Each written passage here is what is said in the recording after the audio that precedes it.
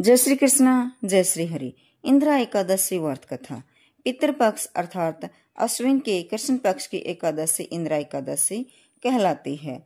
यह व्रत सभी पापों को नष्ट करने वाला है और पितरों का उद्धार करने वाला है।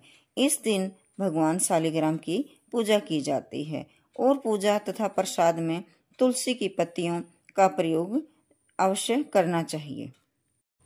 पौराणिक कथाओं के अनुसार सतयुग में महिष्मती नाम की नगरी में इंद्रसेन नाम का एक प्रतापी राजा धर्मपूर्वक अपनी प्रजा का पालन करते हुए शासन करता था।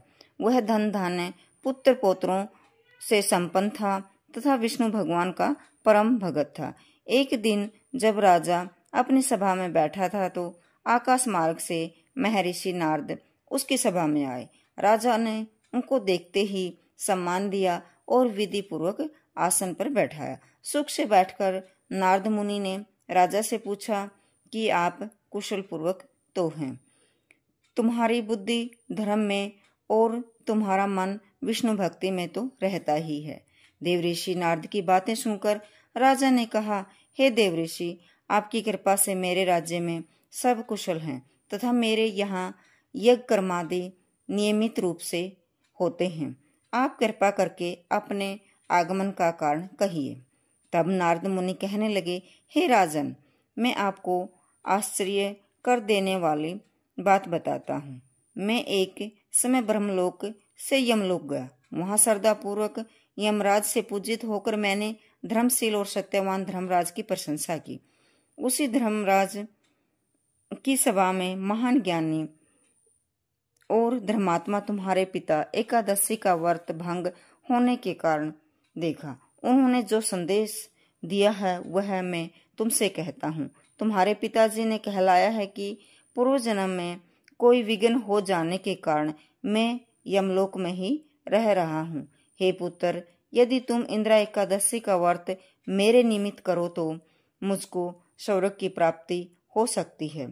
तब राजा कहने लगा, हे देवऋषि, आप इस व्रत की विधि मुझसे कहिए। नारद जी बोले, हे राजन, अश्विन मास के कृष्ण पक्ष की दशमी के दिन प्रातःकाल श्रद्धा सहित स्नान करना चाहिए। इसके पश्चात दोपहर को स्नान करना चाहिए। उस समय जल से निकलकर श्रद्धापूर्वक पितरों का श्राद्ध करें और एक समय भोजन करें तथा रात्रि को पृथ्वी पर शयन करें और भक्ति पूर्वक व्रत का संकल्प करें। भगवान से श्रद्धापूर्वक कहें, हे प्रभु, मैं आज निराहार रहूंगा और समस्त भोगों का त्याग कर कल भोजन करूंगा। हे भगवान, आप मेरी रक्षा करने वाले हैं, आप मेरे व्रत को पूर्ण करें। और शाम को भगवान विष्णु की धूप दीप नैवेद्य आदि से पूजा करें तथा रात्रि जागरण करें।